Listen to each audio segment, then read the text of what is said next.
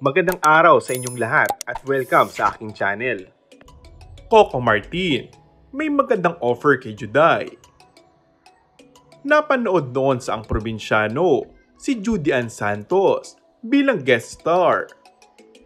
Pero may kondisyon siya ngayon bago pumayag na lumabas naman sa bagong serye ni Coco Martin na Batang Quiapo.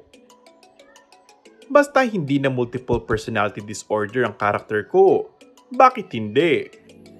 Ang hirit ni Juday nang tanungin kung bet niyang pumasok sa Batang Quiapo sa launching sa kanya bilang bagong endorser ng milk brand na Alaska.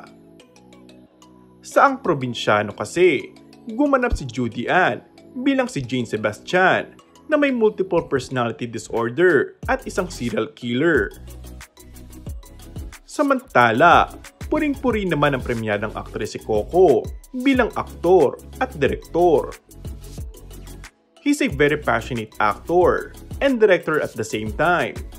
Nakakabilib na parang hindi siya napapagod. Actually, ako yung napapagod para sa kanya. Marami na rin naman ang nakakamiss kay Juday. At kung gagawa man siya ng TV appearance, tamang sa Batang Quiapo yun. Dahil ito ang #1 na palabas ngayon.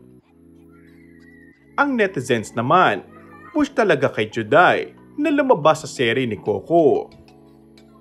Lalong kaabang-abang na din ang Batang Quiapo, mahusay din sa action si Miss Juday. Palaban din naman si Juday sa action at ready na ang mga tao na mapanood ulit siya. And that's all for our today's video. Kung bago ka lang sa akin channel ay mag-subscribe at pindutin na rin ang notification bell. Maraming salamat!